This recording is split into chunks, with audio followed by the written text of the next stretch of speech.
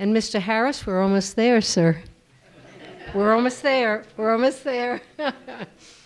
I'd like to read a quote, and then I will introduce Mr. Daryl Harris, and he will enthrall us. Here we go. Setting you up, sir. For African Americans throughout the country, spirituals were the soundtracks upon which the Underground Railroad movement rolled. Freedom songs helped pave the way toward true liberation. Because of its geographical and political positioning, Kentucky gave birth to its own unique musical expressions. Not all African Americans in Kentucky were enslaved.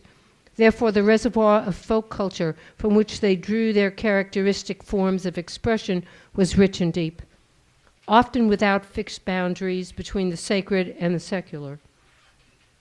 In this talk, Daryl Harris takes the audience on a musical history tour through hurt, healing, and happiness. This program was funded in part by the Kentucky Humanities Council, Incorporated, and the National Endowment for the Humanities. Mr. Harris.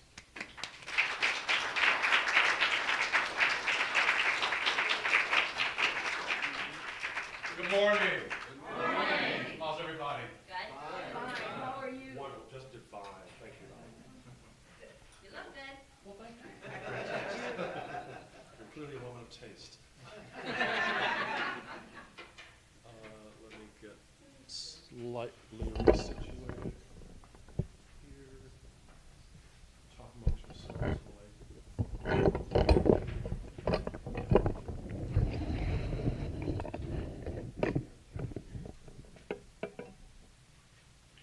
Thank you for that wonderful introduction. Where'd she go? Oh, okay, she left. Watching the clock. Lift every voice and sing till earth and heaven ring. Ring with the harmonies of liberty. Let our rejoicing rise high as the listening skies. Let it resound loud as the rolling sea. Sing a song full of the faith that the dark past has taught us. Sing a song full of the hope that the present has brought us. Facing the rising sun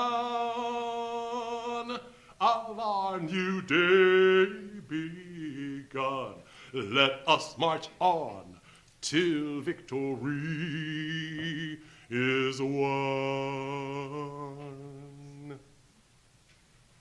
So goes the first verse of the song from which today's title, today's paper, today's homily is taken. Lift every voice and sing.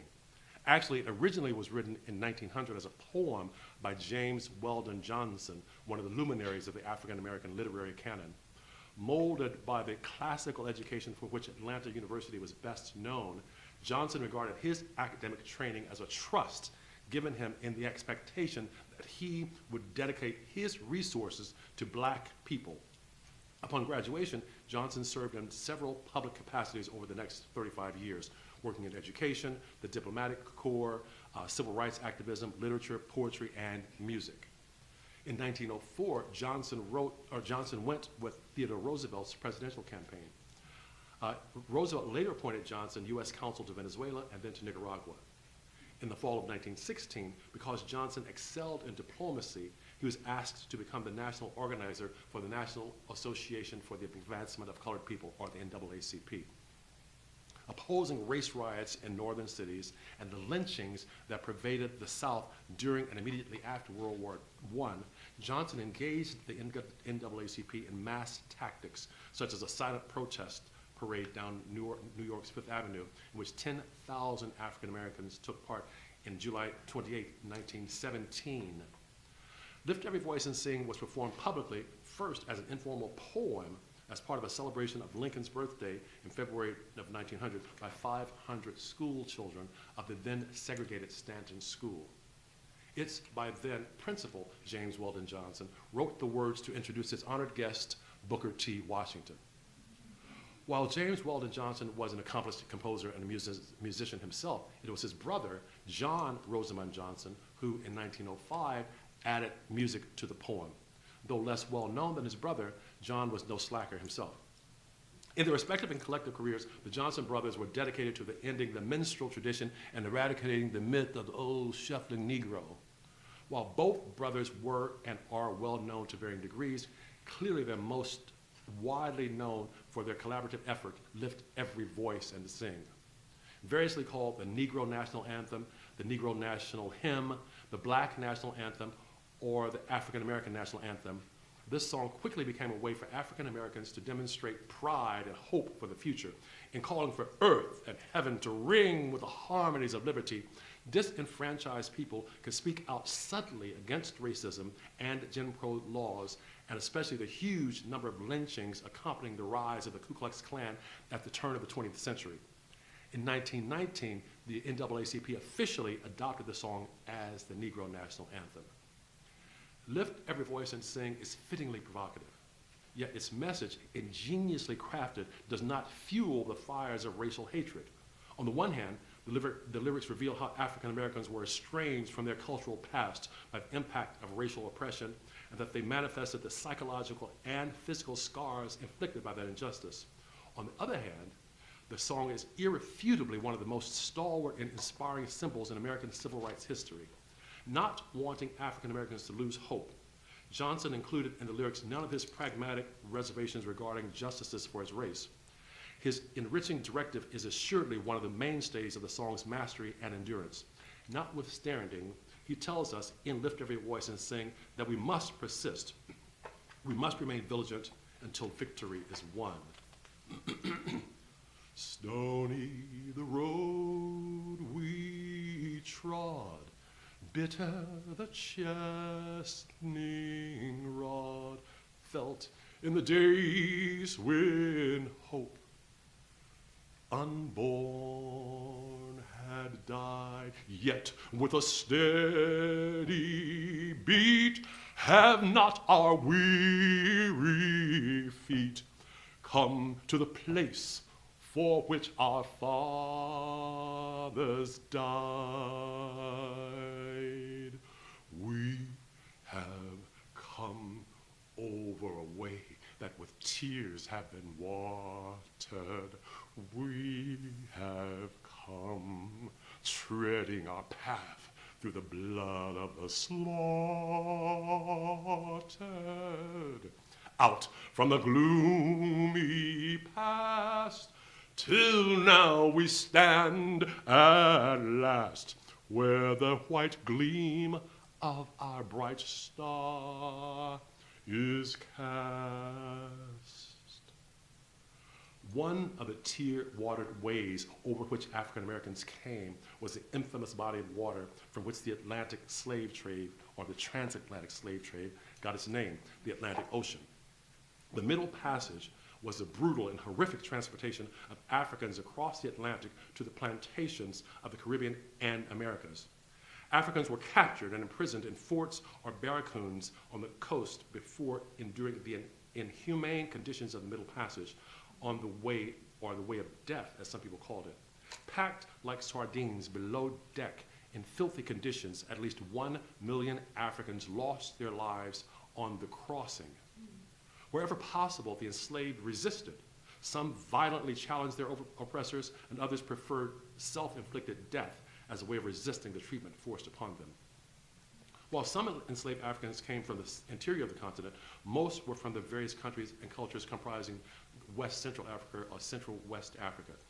Contrary to popular perception, there was no single African culture, just as technically there's no single European culture, or there's no single Asian culture.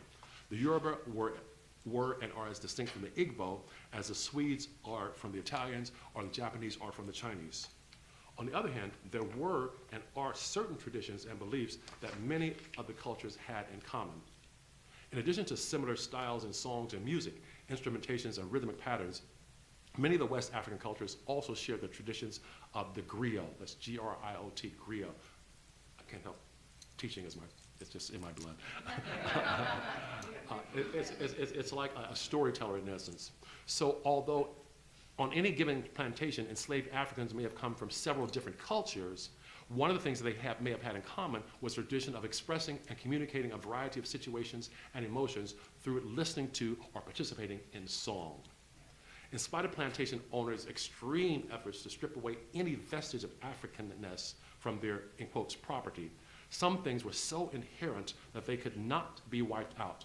In fact, even after centuries and multiple generations removed, it could be argued that, subject matter notwithstanding, hip-hop artists today are the 21st century griots. But I won't get into that conversation here. just a concept thought. Now, early on in the New World, the oral tradition became a survival strategy, allowing Africans in America to maintain some control over their lives.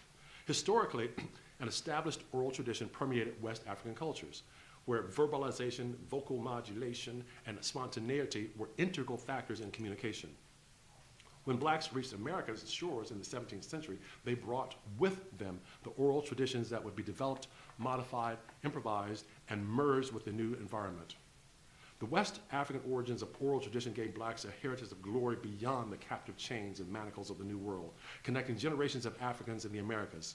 The oral tradition was validated and sustained in rural camp meetings and in religious ceremonies, and later on urban street corners. Shoo-ba, shoo-doo-be-doo, ba-doo, shoo-ba, shoo-doo-be-doo, and in academic institutions.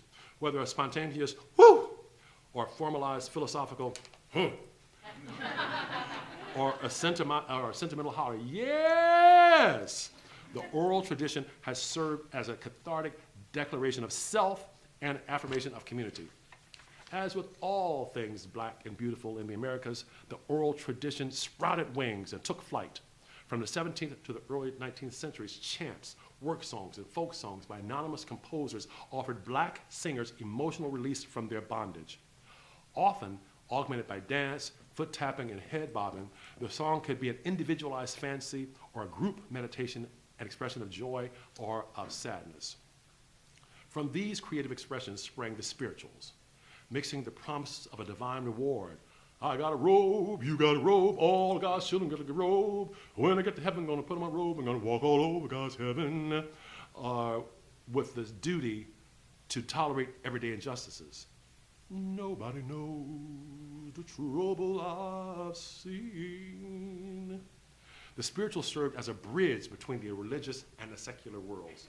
While many of the melodies were in the same pentatonic scale in which Gaelic and even ancient Greek songs were written, with the fourth and the seventh left out, again, can't help it. According to one former Kentucky enslaved person, the tunes was brung from Africa by our granddaddies. They was just familiar songs.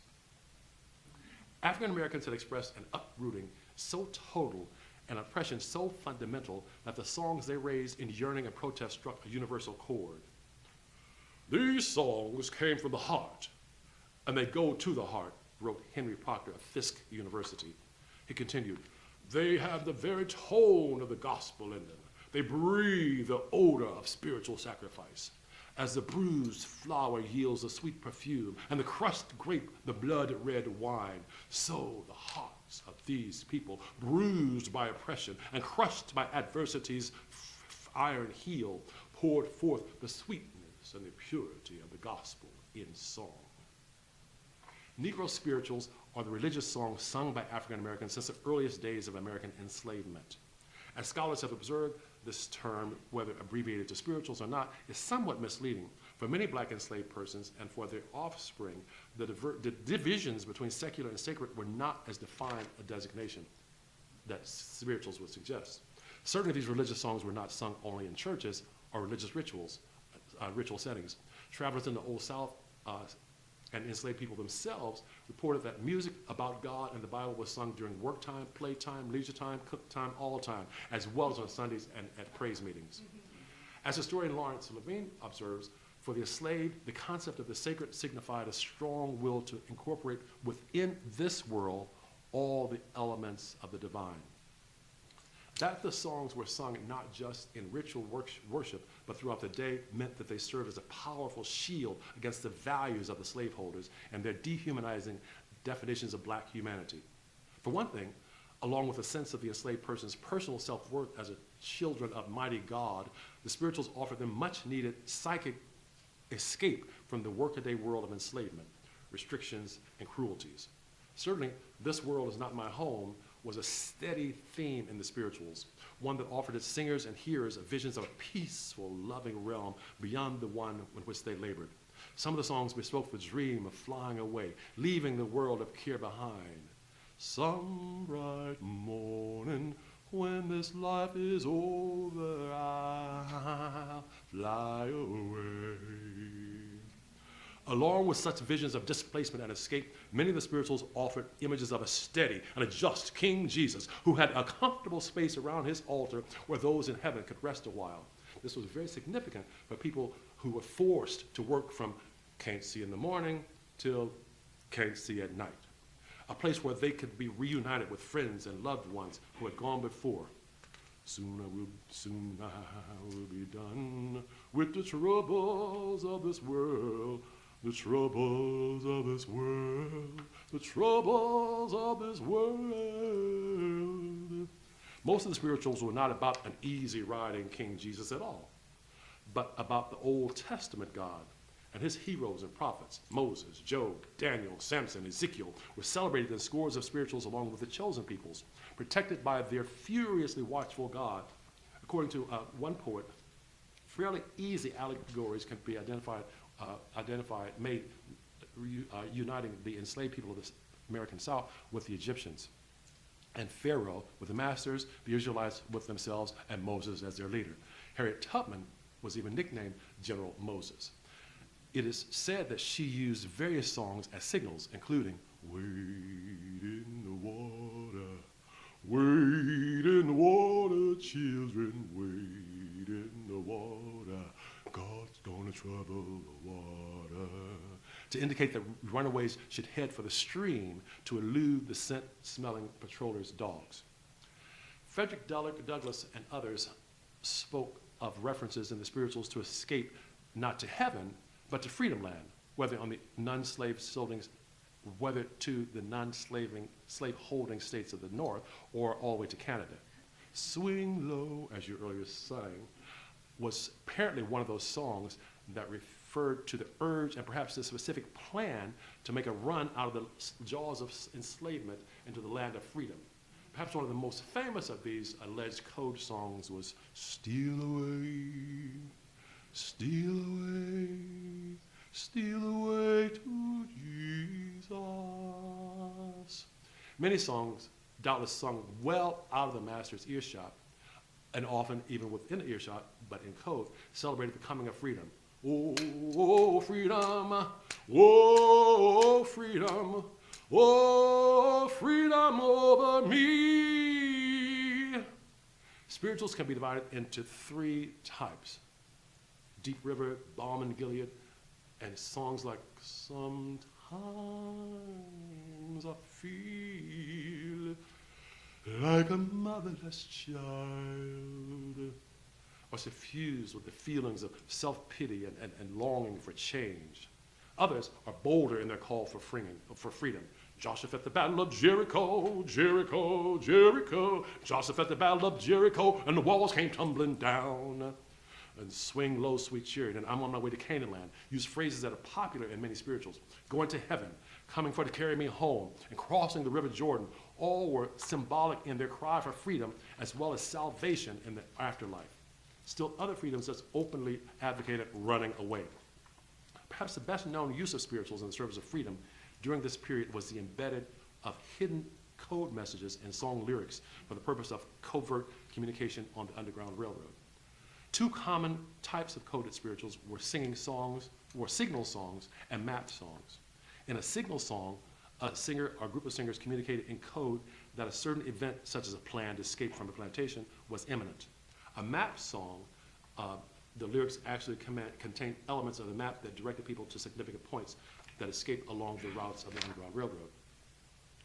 Perhaps the most famous map song was the one we'll be singing later today, Follow the Drinking Gourd, which used the metaphor of a drinking gourd to symbolize the constellation of the stars known as the Big Dipper, containing the North Star, an important compass guide for freedom seekers who needed to be certain that they would continue to travel north.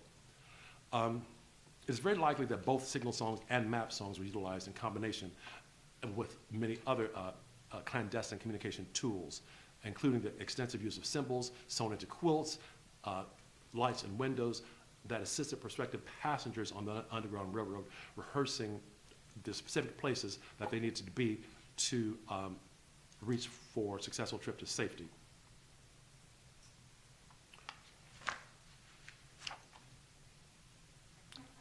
I'm going to move forward. Again, we talked about Follow the Drinking Gourd. I'm just going to say a little bit about that. The song could be both a map and a timetable. The song Go Down to Moses and Wade in the Water are other examples of the spirituals containing coded messages. The Follow the Drinking Gourd will see both the time that it refers to the time of year to go, and then the moss on the sides of the trees refer to the direction, and then the 1 foot step below. I'm improvising so I can move on. Provided the direction to go. So that's a way that these things were born. There's some debate as to whether it was actually that time or not. Some scholars say that the song was written after that time period, but it's just as likely that there were others that did exist that we don't have records of. So the fact that the concept exists is the major point. The dead trees and the quail calls show that the song in the song indicate that the trip should take place in the winter, and this is because the Ohio River, which led to the free states of Ohio and Indiana, is best crossed when the river is frozen. In 1849, Henry Bibb, a Kentucky runaway, described his restless yearning for freedom in his autobiography. He said, "Sometimes, standing on Ohio River bluff, looking over on a free state, and as far north as my eyes could see, I've eagerly gazed upon the blue sky of the free north, that I might soar away to where there's no slavery, no clinking of chains, no captives, no lacerating of backs, no parting of husbands and wives, and where man ceases to be the property of the fellow man." Bibb believed that he was in a far worse state than Egyptian bondage, for they had houses and land. I had none. They had oxen and sheep, and I had none. They had a wise counsel to tell them what to do and where to go, and even to go with them. I had none. I was surrounded by opposition on every hand. My friends were few and far between. I've often felt, when running away, as if I had scarcely a friend on earth. When Israel was in Egypt's land, let my people go. Further study of spirituals revealed their African and European sources and their relation to gospel and to other African American music. But not just African American music. The various types of music brought with the people who began migrating to America in the early 1600s were considered to be the roots of bluegrass music, including dance music and ballads from Ireland, Scotland, and England, as well as African American gospel music and blues. In fact, enslaved Africans brought the design and the idea for the banjo, an instrument now integral to the bluegrass sound. African American culture was and remains a fusion of African heritage and American experience. The African elements of African American culture were submerged and more often identified with the traditions and practices derived from slave culture, most obviously in the domains of religion, music, and folk tales.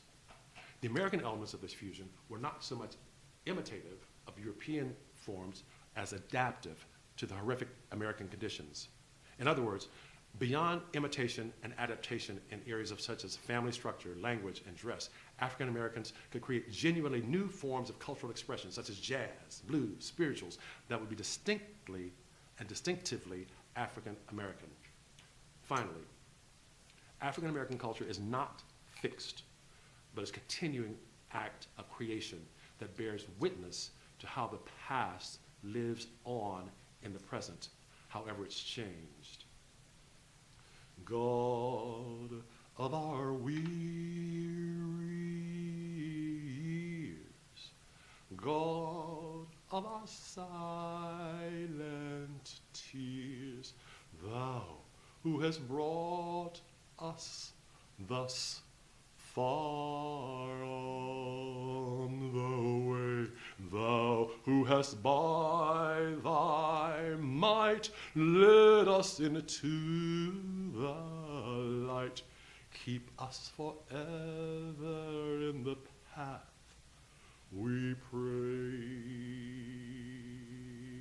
lest our feet stray from the places, our God, where we met thee, lest our hearts, drunk with the wine of the world, we forget thee.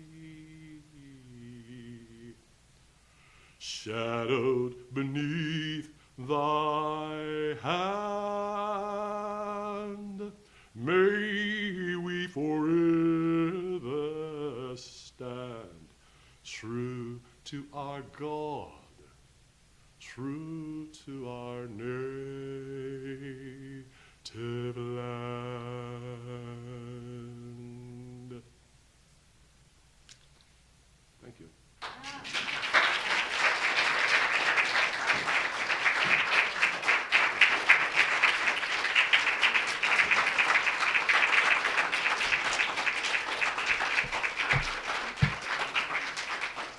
Thank you.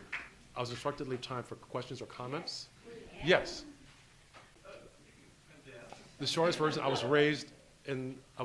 born in 49, raised in the 50s in the Midwest by parents who were part of the migration from the Deep South, so they were raised in the Deep South. Spent a lot of time growing up in the Deep South. I love the Deep South. I thought Kentucky was the South, but it was not. That's when I moved here, that's when I learned what the definition of deep, why there was a Deep South and a South, particularly northern Kentucky.